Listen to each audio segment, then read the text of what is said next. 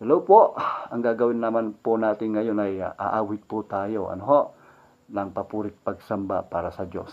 Amen po ba yon?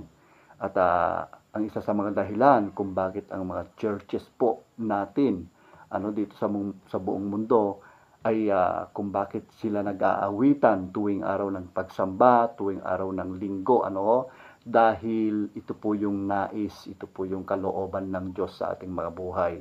At yan ay yung purihin natin, awitan natin siya sa ating mga buhay na nagmumula sa ating mga puso. Yan po yung kabilin-bilinan niya, yan po yung kanyang sinabi, mga minamahal na kapatid, para sa atin, para siya awitan at pasalamatan. Katulad na lamang po sa kanyang sinabi, dito sa 1 Chronicles chapter 16 verses 23 to 24, sabi niya po rito sa Tagalog, umawit ka sa Panginoon, buong sanlibutan, ipahayag araw-araw bigay niyang kaligtasan, ipahayag sa mga bansa kanyang kaluwalhatian, sabihin sa mga tao, gawa niyang makapangyarihan.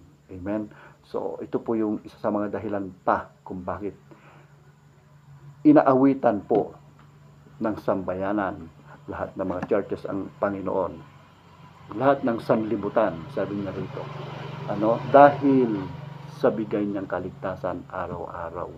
At yung kaligtasan din, yung ginawa po ng ating Panginoon so Kristo 2,000 years ago when He died on the cross for the salvation sa lahat ng mga tao, para sa kaligtasan sa lahat ng mga tao. At yung pagpupuri at pag-aawitan po natin sa Panginoon, yan po rin ay pagpapahayag din na po natin yung kanyang kaluwalhatian, pagpapahayag na din po natin yung kanyang kapangyarihan.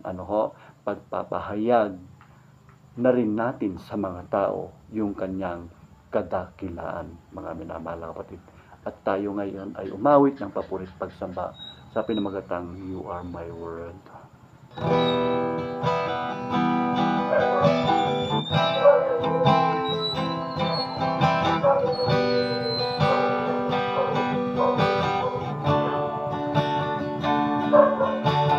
Father, I adore you more than anything my heart could wish for. I just want you. Jesus, my beloved Savior.